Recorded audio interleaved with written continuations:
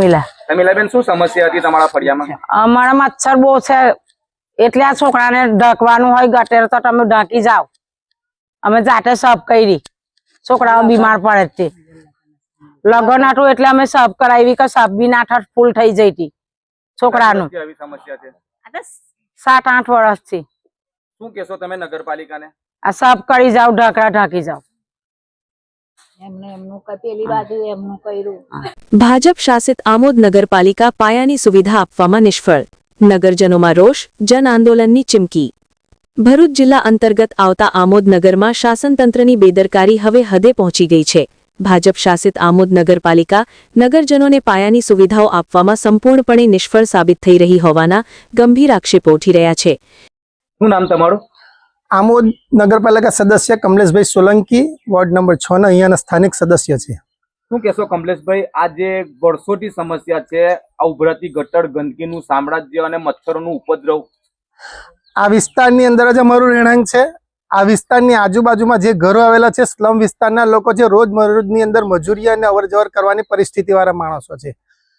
આ વિસ્તારની અંદર ગટર માટે એસઆઈ હોય, ચીફ ઓફિસર હોય કે જવાબદાર વ્યક્તિઓને હું જાતે પ્રતિનિધિ તરીકે 4-5 વખત સ્થળ મુલાકાત કરવા માટે છેલ્લા વર્ષની અંદર લઈને આવેલો છે. વારંવાર રજૂઆત કરવા છતાં પણ એસઆઈ કે ચીફ ઓફિસર આ જગ્યાએ કોઈક એનું નિરાકરણ લાવેલા નથી, પોતાની સક્ષમતા નથી જેવા નિવેદનો આપેલા છે. ના છૂટકે અમારે પ્રાદેશિક કમિશનરને ફરિયાદ કરવી પડી. એના અનુસંધાનની અંદર માન્ય ધારાસભ્યશ્રીને રજૂઆત કરવાના અનુસંધાનમાં પ્રાદેશિક કમિશનર અહીંયા સ્થળ પર આવ્યા. સ્થળ પર આવીને પણ પ્રાદેશિક કમિશનરે આ જ સ્થળ પર તાકીદે આ કામ કરાવવાને યોગ્ય છે એવો આદેશ આપ્યા. ત્યાં આદેશ આપતી વખતે જવાબદાર એસઆઈ અને પ્રમુખ એસઆઈ અને ચીફ ઓફિસર હાજર હતા, છતાં પણ કોઈક નિરાકરણ ના આવતા આજથી 4 દિવસ પહેલા અમારે મુખ્ય અધિકારીને વિરોધ પક્ષની જે ભૂમિકા હોય એનાથી પણ બદતર હાલતની અંદર ધરણા કરવા પડે એવી સ્થિતિની અંદર અમારે મુખ્ય અધિકારીને કહેવું પડ્યું. આપ જોઈ રહ્યો છે કે અહીંયા ખરેખર મચ્છર અને પાણીની ગંદકીનો દ્વાર છે. 5 દિવસ પહેલા અહીંયા ઢગલા કરીને અહીંયા ગંદકીની અંદર આવી ગયા. પરમ દિવસે આ ડોસીમાં અહીંયા રહેતા મારા દેખતા અહીંયા પડી ગયા. અમારે ના છૂટકાને અહીંયા મજૂર જવાબદાર વ્યક્તિઓએ અહીંયાથી ઉભા કર્યા. અહીંયા ઓટલો છે, અહીંયા ગટર છે ને એ ગંદકીનું સામ્રાજ્ય છે.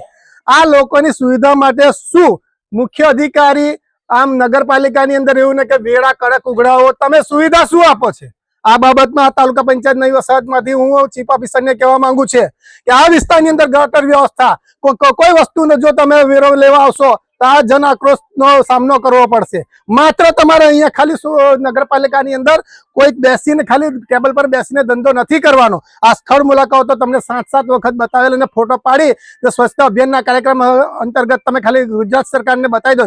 સરકાર ચિંતિત છે ત્યારે ખાલી તમે ફોટો સેશન કરીને જતા રહો છે. સરકારે તમને અધિકારી અહીંયા મોકલા, અધિકારીની રૂબરૂમાં તમે ફોટો પાડીને મોકલી દો છો. આ એક વર્ષથી આ ગટરની ગ્રાન્ટ મંજૂર છે ત્યારે આ કામ ક્યારે કરવાનું છે? શું તમે આ ગરીબ સ્લમ વિસ્તારના લોકોના દુશ્મન છો? તમારા ઘરની અંદર આજુબાજુમાં આવા મચ્છર ને ગંદકીનો ઉપદ્રવ હોય તો તમે ચલાવી લો છો?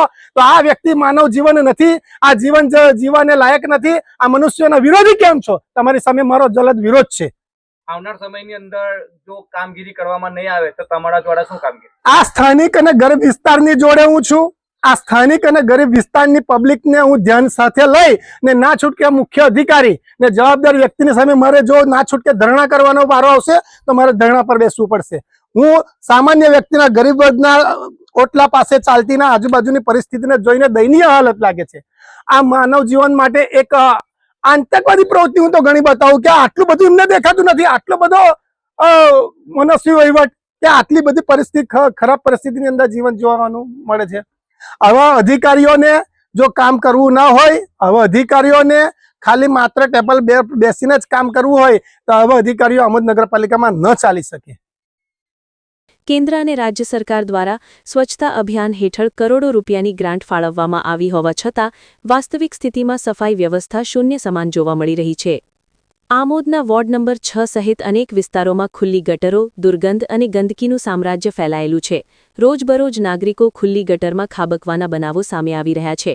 મચ્છરોના ભારે ઉપદ્રવને કારણે ડેન્ગ્યુ અને મલેરિયા જેવી બીમારીઓ ફેલાઈ રહી છે, જેના કારણે નાના બાળકો અને વડીલોને સારવાર માટે ભરૂચ સુધી દવાખાને દોડવું પડી રહ્યું છે. નગરપાલિકામાં એક શિક્ષિત મહિલા સભ્ય હોવા છતાં પણ પરિસ્થિતિમાં કોઈ સુધારો ન થતા શહેરમાં ભારે ચર્ચાનો વિષય બન્યો છે કે ખરેખર નગરપાલિકા કોના હિત માટે કાર્ય કરી રહી છે. શું નામ બેન તમારું? રજ્યાબેન, શું સમસ્યા હતી અહીંયા? અરે આમાં સમસ્યા તેવી છે કે આંધ્રા માણસને જવું હોય, માણસોને જવું હોય, બાળકોને જવું હોય, કોઈ કારણ જવાતું નથી. કેમ કે માંદા સાજા થયા 24 કલાક મચ્છરોની તકલીફ છે અને રસ્તામાં એટલી ગંદકી કરી મૂકી છે કે કોઈ ઇન્સાનને જવા લાયક જ નથી. આગળ રમજાન આવે છે, કઈ થઈ ગયું હોય, કોઈ મોત મૈયત થઈ હોય, જનાજો કાઢવાની તકલીફ છે અમને. કઈ રહીને નીકળવું, કોઈ કારણ રસ્તો જ નથી સરખો. કેમ કે આગળ લોકો ઓટ લેવા આવે છે તે દિવસે સારી રહીને લેવા આવે છે, ઓટ લેવા પછી કોઈ જોવા કારણ રાજી નથી. તો શું અમે ઇન્સાન નથી પાછળ રહીએ છે? અમે બી જીવ જનાવર બધા છે, બધાનું તકલીફ છે. આગળ વાળાને બધાનું સારું છે, પાછળ વાળાને કેમ આવી તકલીફ આપે છે? એનું કોઈ કારણ હશે કે નહીં? લોકોની પાસે કોઈ પણ લખ્યો બધા જોઈને જવા રાજી છે, કોઈ કરવા રાજી નથી. જે કોઈ આવે તો બેન અમને વોટ આપજો, માં અમને વોટ આપજો, વોટ લેવા રાજી, કોઈ જોવા આવતા રાજી નથી. પેલી ડોસી પડી ગઈ, મારો માણસ પડી ગયો, કાલે રાતે પેલો બાઈક વાળી પડી ગયો, તેનું કોણ બેલી થશે? તો નગરપાલિકાનો કોઈ જોવા આવવાના છે? કોઈ કરતા કોઈ કાર્યવાહી જોવા આવતા નથી. વોટ લેવા આવવાનો હોય પેલા ગટર બનાવો, ઢાંકણી કરો, પછી વોટ લેવા આવજો. આટલું મારું નિમંત્રણ છે.